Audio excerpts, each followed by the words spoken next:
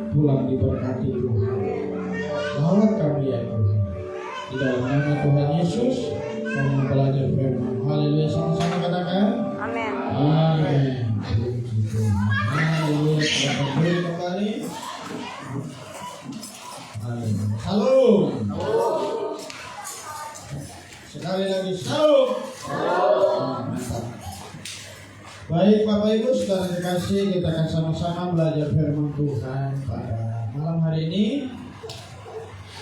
Ketika kita membuka hati ke Tuhan, kita semua pulang pasti berkat dari Tuhan. Kita membuka kitab kita di dalam Yeremia pasal yang kedua ayat 13.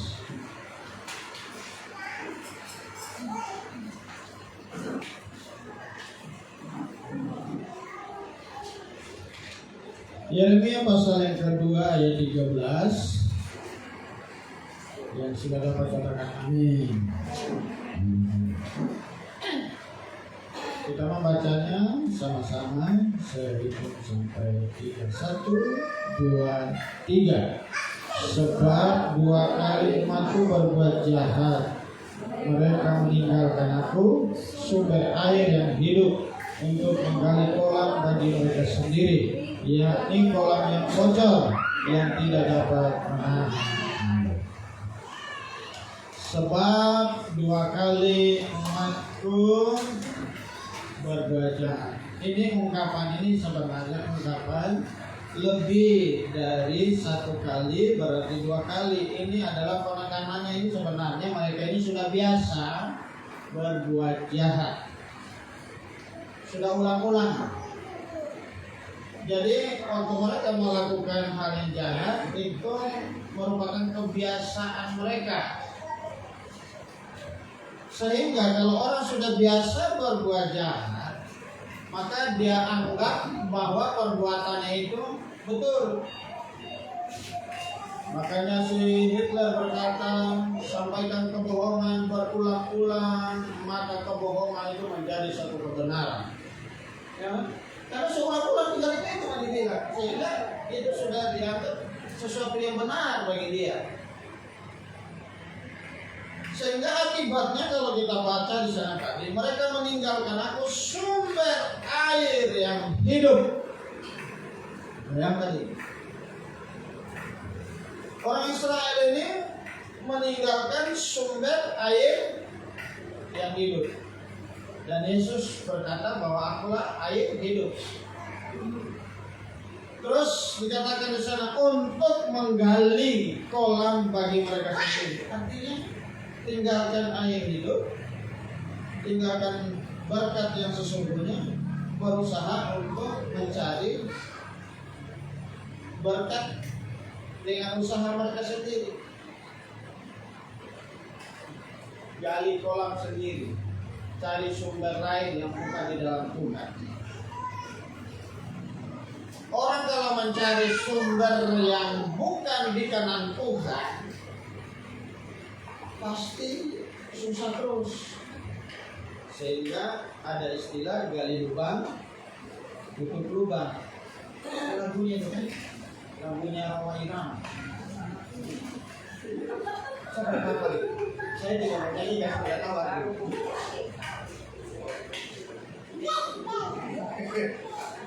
Gali lubang, tutup lubang. Ayat itu berkecimpung situ terus. Nah, perhatikan ayat selanjutnya. Yakni kolam yang bocor, yang tidak dapat menahan air. Ternyata mereka gali lubang, gali kolam, ternyata itu bocor, tidak bisa menampung air. Setiap usaha kita yang dengan kekuatan kita sendiri itu tidak bisa menampung berkat Tuhan. Di Hagai katakan kita ini bekerja menaruh berkat di dalam pundi-pundi, tapi pundi-pundinya berlubang. Itu di Hagai bilang. Jadi saudara akan heran sendiri. Kayaknya bulan ini banyak berkat kita dapat. Tapi bagaimana ya? Tapi kenapa tidak bisa dinikmati? Nah itu karena menggali kolam yang bocor itu. Nah dari bacaan kita malam hari ini 2 jam ke depan kita belajar saya mau kasih tema bagi kita adalah mengalami kebocoran. Nah sama-sama bilang mengalami kebocoran. Itu mesti dihindari mengalami kebocoran. Ada banyak hal di mana tempat-tempat kita itu bisa mengalami kebocoran. Saya sering katakan, entah di sini di kolom modal, saya berkata, orang kalau bermasalah dengan Tuhan, baik itu di dalam kehidupannya maupun persembahannya kepada Tuhan, pasti ekonominya juga bermasalah. Ya. Orang kalau mau bermasalah dengan keuangannya dengan Tuhan, persembahannya dengan Tuhan, itu ekonominya pasti bermasalah. Saya sudah pernah khotbahkan itu kan? Tidak tahu di sini atau di korban. Contoh. Perhatikan Habel dengan Kain atau Kain dengan Habel. Dua-duanya mempersembahkan persembahan mereka kepada Tuhan. Tapi korbannya Kain itu ditolak, korbannya si Habel itu justru diindahkan Tuhan. Kenapa korbannya Kain ditolak? Karena bermasalah. Yang mestinya korbannya itu harus dari binatang. Pertanyaannya, apakah Kain tidak tahu? Kalau adanya lebih tahu, masa dia tidak tahu? Dia yang kakak, kan kira begitu. Mereka punya bapak yang sama. Siapa bapaknya mereka? Adam dan Hawa. Mamanya Hawa. Mereka punya orang tua yang sama, mengajarkan hal yang sama. Kalau menghadap Tuhan itu seperti apa? Kalau mempersembahkan korban kepada Tuhan itu apa yang dipersembahkan? Tetapi Kain ini dia berupaya dengan caranya sendiri. Itu tadi menggali kolam, itu usahanya sendiri, bukan kepada sumber hidup, datang kepada sumber hidup itu tadi. Jadi dia pakai kekuatannya sendiri, dia pikir dengan merubah cara untuk datang kepada Tuhan, menghadap kepada Tuhan, pikirnya sudah itu yang betul. Dia berpikir yang penting ada korban untuk Tuhan. Tapi salah persembahan itu Tuhan. Makanya korbannya itu cuma bikin sakit mata di Tuhan. Saudara, kalau karena asap matanya perih tidak? Perih. Saya percaya itu korbannya si Kain itu bikin perih mata itu. Karena semua dari hasil pertaniannya dia. Pertanyaannya begini, dia kan juga mempersembahkan hasil usahanya. Masa cuma tidak terima? Taruhlah persembahannya itu dia persembahkan dari hasil keringannya. Tapi saudara kalau baca tentang kisahnya Kain, ada catatan di sana untuk Kain. Di dalam Yohanes bilang, di surat Yohanes bilang bahwa ternyata segala perbuatan Kain itu adalah jahat. Itu masalahnya. Coba sama-sama bilang segala. Jadi segala perbuatan itu memang sudah salah, termasuk caranya menghadap Tuhan itu salah, sehingga dia mengalami kebocoran ini tadi. Tuhan tidak berkenan. Jadi saya bilang kalau kita sudah bermasalah dengan cara kita menghadap Tuhan, persembahan kita kepada Tuhan, maka semua bermasalah. Itu dari Adam dan Hawa sudah diajarkan bagaimana cara menghadap Tuhan dengan benar. Sampai di Musa waktu keluar dari Mesir, Firaun tahan. Sampai ada satu titik Firaun bilang gitu, sudah boleh semua kamu pergi, cuma kasih tinggal itu apa? Ternakmu, semur galak, kambing domba mesti tinggal. Tahu apa jawabnya Musa? Tidak bisa. Karena ternak kami ini, kambing domba kami itu kami pakai untuk korban persembahan kepada Tuhan. Jadi dari perjanjian lama, dari zamannya Adam, zaman Musa memang diajarkan bagaimana cara memberi persembahan yang berkenan kepada Tuhan. Saya tidak tahu di sini ada di Kondali saya ngomong ada teman pendeta, ada jemaat yang masuk persembahan, bukan di sini di tempat lain. Kasih masuk persembahan. Zaman waktu itu masih ada uang 500 rupiah. 500 rupiah itu ada yang kertas itu ya, kertas yang sebelahnya gambar rumah, sebelahnya gambar monyet. Itu ada ilustrasinya. Mau cari siapa? Mau cari orang di Bali. Lalu itu uang masih baru, tapi orang datang persembahkan, jemaat datang persembahkan itu tidak salah. Dia gunting, dia belah dua, separuhnya dikasih masuk. Ternyata minggu depannya kasih masuk lagi yang separuh itu. Akhirnya itu pendeta bilang dia jangan minggu depannya masih ada separuh. Itu betul nggak ada. Dia dari mimbar. Saya tidak mencari tahu siapa yang persembahkan, tapi di pembinaan itu. Jangan pikir saudara mempersembahkan ini untuk keluarga pendeta, tapi saudara persembahkan ini untuk Tuhan.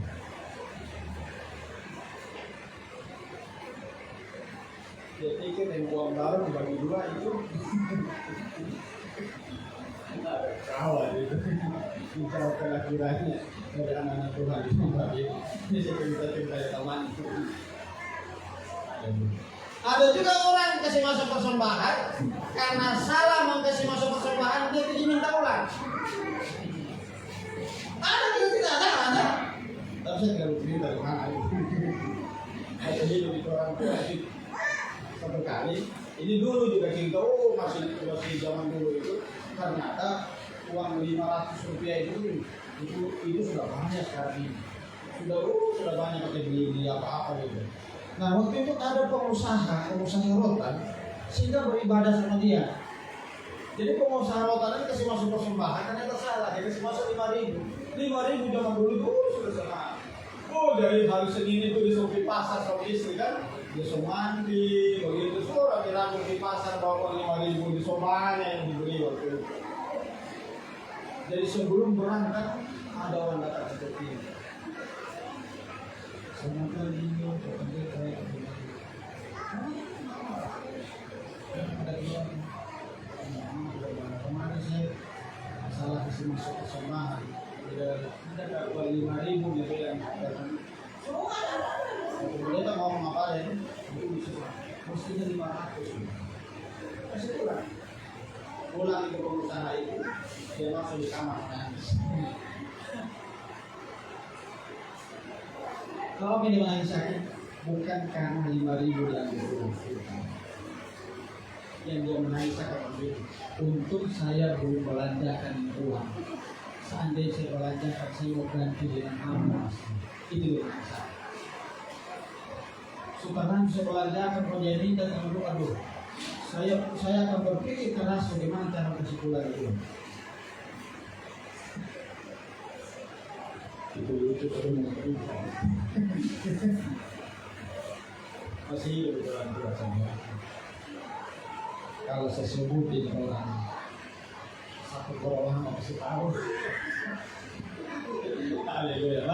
Mari kita jangan sampai kita mengalami kebocoran, ya amin. Jangan sampai mengalami kebocoran. Itu baru pendahuluan. Makanya kita 2 jam nih tahan. Lalu kita lihat kenapa orang Israel ini bisa mengalami kebocoran seperti itu. Ayat 4 dan 5 dari Yeremia bilang, bukankah baru saja engkau memanggil aku Bapakku? Engkaulah kawan sejak kecil. Untuk selama-lamanya Ia akan murka atau menaruh dendam untuk seterusnya. Demikianlah katamu, namun sama-sama kita baca dari kata namun 1, 2, 3. Namun engkau sedapat-dapatnya melakukan kejahatan. Kalau kita baca ini, kalau kita lihat bagaimana orang ini memanggil engkau Bapakku, tapi ujung-ujungnya loh, kok dia bisa berubah gitu? Orang itu kejahatan. Artinya tadi bacaan kita nih, poin yang kita ambil, kenapa Israel bisa mengalami kebocoran? Karena mereka hidup di dalam kemunafikan. Jadi antara perkataan dengan perbuatan tidak sesuai, tidak sinkron. Ada orang begitu, di depan manis-manis, belakang kelakuan tidak ada. Tadi sore saya ngomong tentang kisah saya sendiri. Saya pulang pelayanan dari Napu, di mana yang tahu Napu itu adalah diri yang ada di sana itu khususnya di waktu desa Maita itu adalah perpisahan kami. Akhirnya diri di sana juga terbagi 2. Cuma yang kalau saudara dapat ada namanya GD Bukit Sion, nah itu awalnya ada di sana. Terus selanjutnya ada di GD Rock. Jadi waktu sana saya biasanya berangkat jam 4 subuh hari Minggu, jam 4 subuh dari Palu naik motor. Sampai di sana pelayanan nanti selesai jam 9 masuk pulang. Itu cukup lama. Kadang juga memang tinggal ada teman di sana, biasa tinggal di sana, biasanya pulang. Itu saking seringnya saya pergi Palu Napu itu saya hafal itu jalan ke Palu Napu. Di tikungannya saya tahu di mana ada lubang-lubang. Jadi saya sudah tahu ada lubang di situ. Saya hafal. Saking sering. Di mana itu menurun langsung naik gitu. Nah, satu kali saya pulang dari situ, sudah malam, kota Gembala saya cari saya. Kan itu ibadah kedua itu malam, pas sudah baru selesai ibadah, kota Gembala saya cari. Yang saya sudah pulang, teman-teman itu, baru masuk kamar, baru selesai mandi. Dia ikut cerita. Dia tarik lagi ke kursi, dia duduk, saya duduk. Kok saya sekali? Lalu sebelum sini baik-baik. Menakutkan, ada setelah itu duduk langsung dari orang. saya dapat pengetahuan dari Tuhan tentang kamu. Waduh, semakin berdebar daripada apa gerangan. Saya bilang begini, kamu itu kalau disuruh manis sekali. Kalau orang Jawa bilang apa? Gitu kan? Pokoknya iya saja manut begitu kan. Pokoknya kalau disuruh iyo. Tapi dia tidak begitu. Tapi Tuhan kasih dia sama saya. Sesungguhnya kamu itu hatimu itu seperti batu. Waktu kamu disuruh kepala mampu begitu, tapi hati begini. Sudah praktekkan. Itu mati dah. Jangan tahu hati dia. Jadi ketika saya suruh Bapak ini kelihatan mampu, tapi kemudian sehingga saya terus, saya tanya, ibu kembali ke saya kesehatan, tidak kita terus. Kalau tidak kasih juga, kalau saya ikuti ekor lagi itu seperti kawan. Tuhan tahu hati, amin. Makanya kalau saya mengerjakan apa saja, saya upayakan saya mengerjakan apapun, saya harus kerjakan dengan sukacita supaya berkatnya turun sama saya. Mau menyapu kan, mengapel kan, mau berkhotbah kan, itu kerjakan dengan sukacita supaya berkatnya turun. Tapi kalau sudah bersungguh-sungguh, bocor, sama-sama dengan bocor. Jangan sampai kita mengalami kebocoran berkat Tuhan. Kenapa ini orang Israel ini? Dia bilang, oh engkau bapakku, engkau kawan sejak kecil. Balik kemari Allah, kelakuan tidak betul. Dengan kata lain juga ya perkataannya tidak bisa dipegang. Ada di sini suka berjanji, lalu tidak ditepati janji. Ayo, perkataan tidak bisa dipegang. Jadi manis, tahun depan saya akan nikahi kamu. Wah, itu bagian yang menikah di pacaran. Pas tahun depan lewat ada tenda biru di rumahnya. Ada ceritanya teman. Yang pernah dengar cerita ini, dia tahu siapa yang saya cerita. Ini temanku ini, teman hamba Tuhan, dan saya tidak usah dia tinggal di kota mana. Jadi dia pulang dari suatu tempat menuju ke kotanya calonnya ini. Waktu dia menuju ke kotanya calonnya ini, dia ada tenda gitu. Orang habis pesta. Gitu. Di rumah itu. Jadi orang tuanya calonnya dipanggil, hambanya gitu, hambanya. Masuk situ. Begitu masuk, mau tidak mau. Iya, karena baru habis pesta ini kan, harus diceritakan. Jadi hambanya sebelum minta maaf. Kalau masalah saya pesta, si A dia sudah, si ini sudah menikah. Ini baru datang cerita pelamaran dia, tapi sudah ada yang lama. Kalau sini, baru tidak dikasih kabar sama dia. Jadi sebagai hamba Tuhan masih tenang, masih kuat, kasih kuat hati. Kalau begitu dia pergi di kamar mandi, tahu dia lakukan apa kita suka tahu dia tahu cerita ini. Dia kasih masuk kepalanya dalam bak baru dia makan.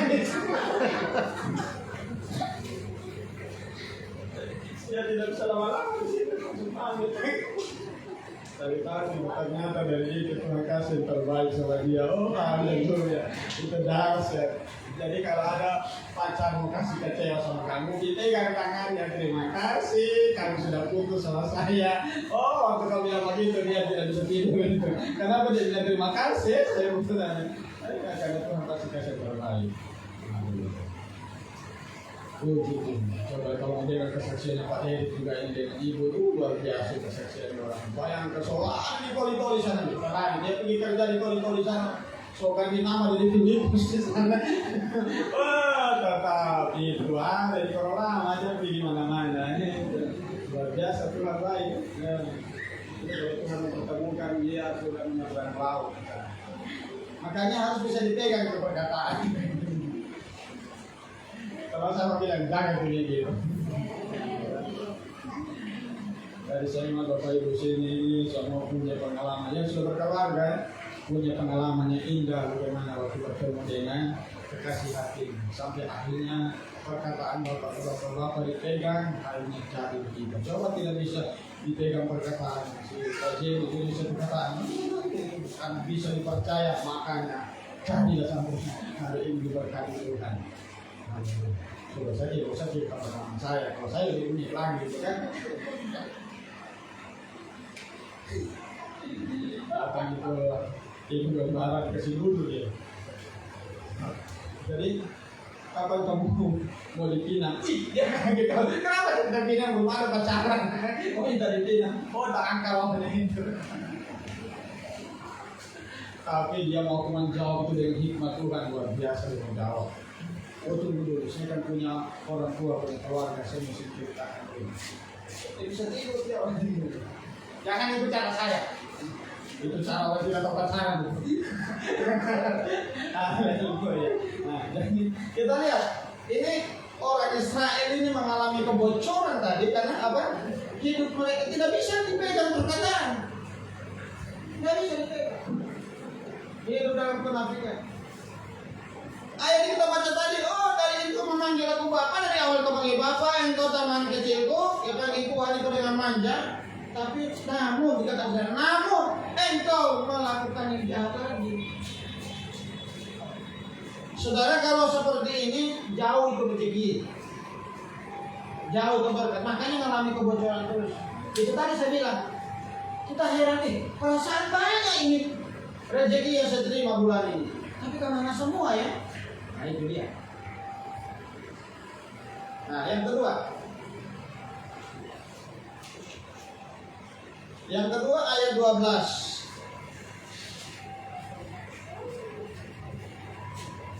Ayat 12 bila begini.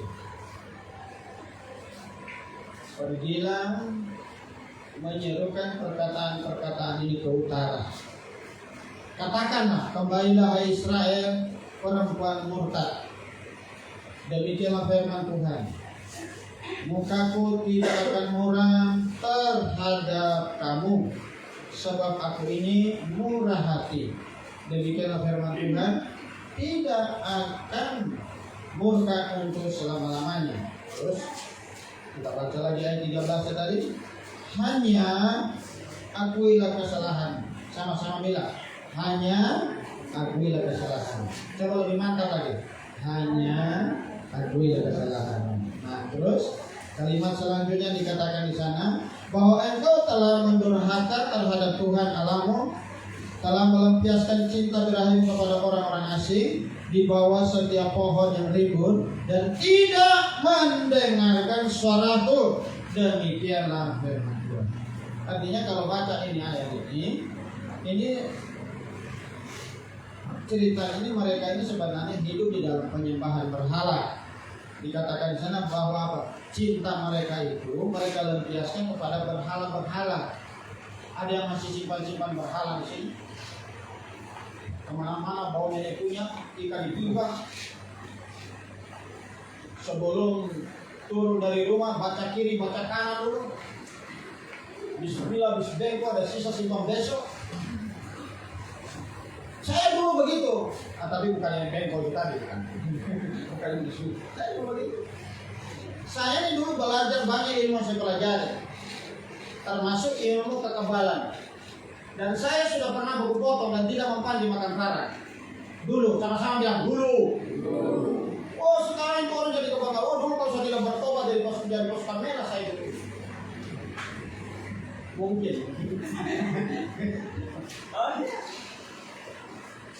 Dulu saya itu banyak itu nenek punya saya. Tapi setelah saya mengenal kebenaran firman Tuhan, setan semua dari itu. Apalagi setan itu minta persyaratan. Minta persyaratan. Satu kali ketika saya tidak berteman dengan setan, setan kejar terus saya, dia membinasakan saya. Sampai saya sekolah kita, saya mesti kejar setan. Dia buat saya ketindisan. Saya mau tanya dulu, siapa yang pernah ketindisan? Pernah ya? Pernah.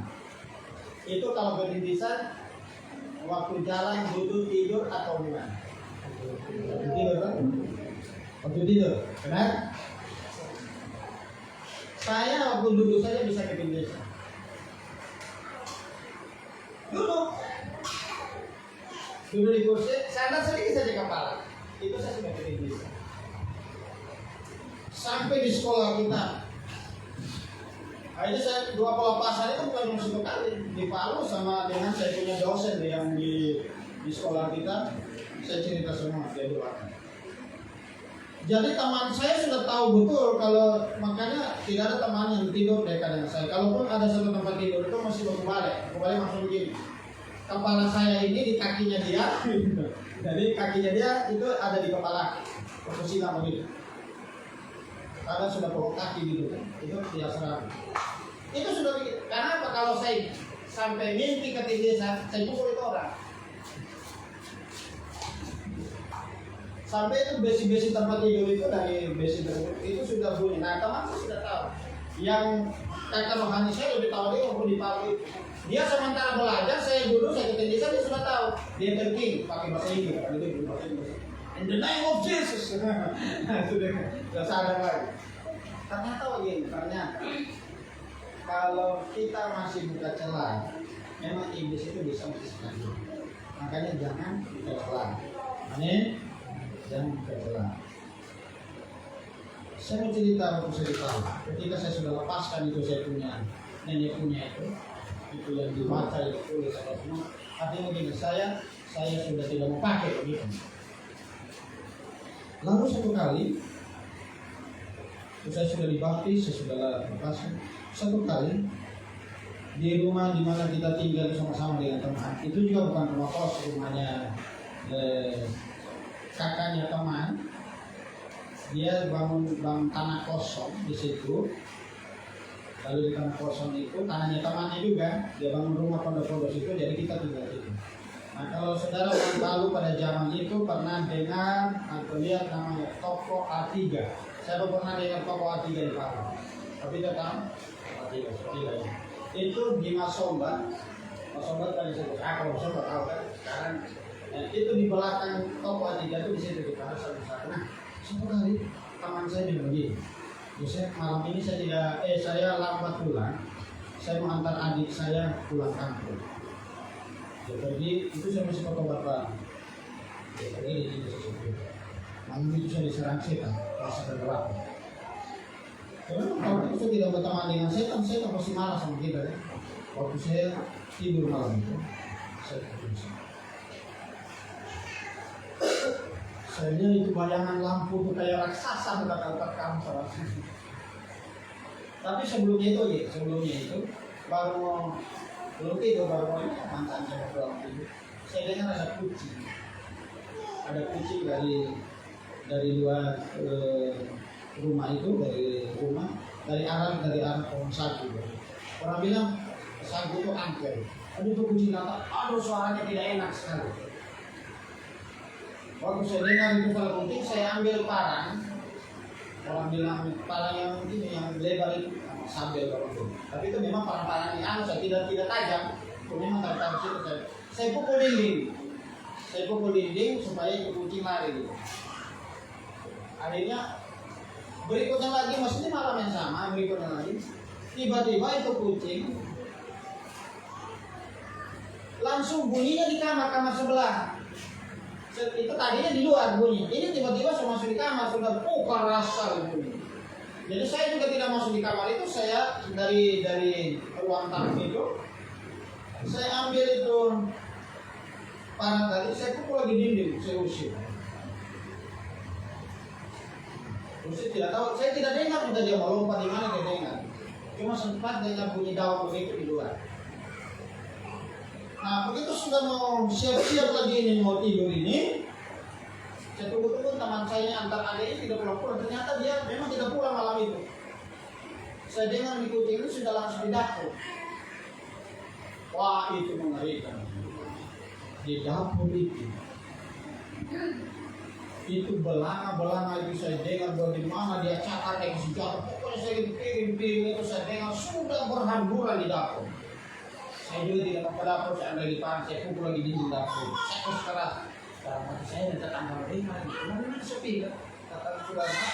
Sudah malam juga barangkali tetangga juga tidak mau dengar. Pokoknya saya hantam dulu.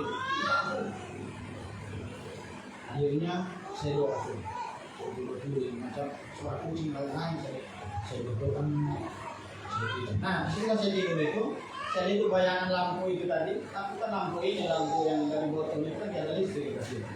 Itu kayak raksasa mereka menerkam saya. Saya langsung berdiri sampai habis saya bangun langsung saya dua lagi saya tidur itu datang ini bisa didatangi 3 ekor kucing. Ada 3 warna gitu. Tiga kucing itu masing-masing punya warna gitu.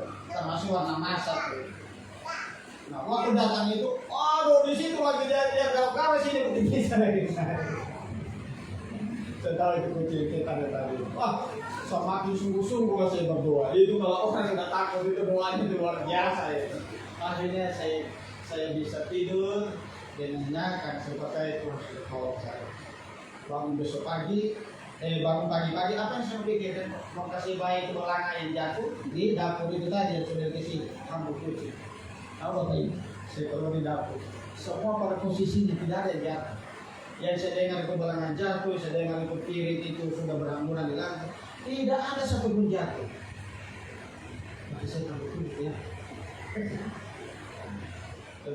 Tapi apakah saya lari dari situ tidak?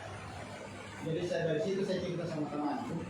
Lalu temanku konseling lagi sama saya. Waktu dia konseling, dia bilang itu kakaknya yang datang sudah meninggal sekarang. Jadi kakaknya saya bilang, oh berarti kamu ini belum bakal itu setan itu yang ilmu itu. Memang semua saya taruh di atas, masuk ke situ bakar semua, hancur. Sampai akhirnya saya dilepas. Kita kalau masih pegang-pegang itu, kita tidak diberkati. Jadi malam hari ini, kalau ada yang masih suka mengandalkan setan kuasa kegelapan, jin rohor, nenek punya, apa semua itu nefu dan lain sebagainya, mesti dilepas. Saya ini merantau dulu. Jadi kalau pikir kalau merantau itu, mesti ada yang dipegang. Apa itu tidak? Mesti dipegang. Begitu pun jaga diri, ternyata semua itu tidak betul ini. Hanya Tuhan yang jaga kita. Amin. Nah, malam hari ini saya tidak tahu, kita kan lebih pribadi kita lebih tahu kan? Ada teman saya bilang begini, saya waktu bertobat semua ilmu saya lepas, cuma ada satu yang saya sayang kasihan, dia tidak lepas. Itu tidak jahat dia bilang. Apakah itu? Kita kalau makan terus tetelan tulang ikan, baca itu minum air langsung lurus. Dia bilang sama saya, akhirnya dia bilang setan kalau makan tidak hati-hati juga, ya masa tulang dimakan. Jadi cerita sama saya, akhirnya semua juga dimakan. Nah, jadi dari bacaan kita tadi di poin yang kedua itu jangan keraskan hati, amin. Jangan mengeraskan hati. Jadi kalau supaya kita tidak mengalami kebocoran berkat-berkat Tuhan, yang pertama tadi apa? Apa pertama tadi? Tidak dicatat. Karena apa? Hidup dalam kemunafikan. Dari antara perkataan dan perbuatan tidak sinkron. Yang kedua adalah karena mengeraskan hati. Dikatakan di situ tadi, pergilah menyerukan perkataan-perkataan yang kau ketahuilah, kembalilah hai perempuan murka dan demikianlah firman Tuhan, mukaku tidak akan murah terhadap kamu sebab aku ini murah hati, demikianlah firman Tuhan, tidak akan murka untuk selama-lamanya, hanya akuilah kesalahanmu. Baru selanjutnya sana dikatakan bahwa kita ini harus mendengarkan suara Tuhan. Mereka tidak mengeraskan hati. Jadi ada ayat yang mengatakan dalam Ibrani, mari kita main musik sebagaimana di depan. Jika hari ini engkau mendengarkan suara Tuhan, jangan keraskan hati. Amin. Jangan sampai supaya kita tidak mengalami kebocoran.